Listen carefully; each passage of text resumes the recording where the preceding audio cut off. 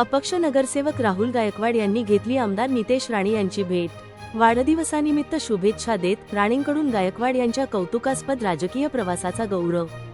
खोपोली नगरपरिषदेचे धडाडीचे अपक्ष नगरसेवक राहुल गायकवाड यांनी नुकतीच आमदार नितेश राणे यांच्या वाढदिवसाचे औचित्य साधून त्यांची सदिच्छा भेट घेतली. या प्रसंगी राहुल गायकवाड यांनी त्यांना वाढदिवसाच्या मनःपूर्वक शुभेच्छा दिल्या.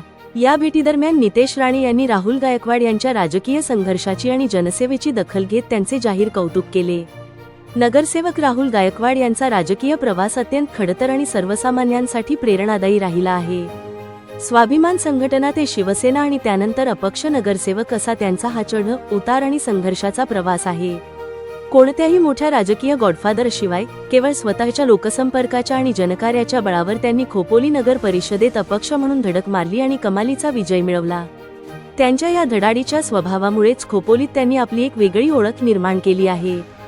स्वाभिमान संघटनेच्या काळापासून असलेल्या जुन्या आठवणींना या भेटीदरम्यान उजाळा देण्यात आला.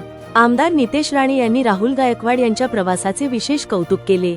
तळागाळातून काम करत विविध राजकीय टप्प्यांवर स्वतःचे अस्तित्व टिकवून अपक्ष म्हणून निवडून येणे ही सोपी गोष्ट नाही. तुमचे कार्य कौतुकास्पद आहे अशा शब्दांत राणे साहेब यांनी गायकवाड यांची पाठ थोपटली. तसेच भविष्यातील सामाजिक आणि राजकीय वाटचालीस भरभरून शुभेच्छा दिल्या.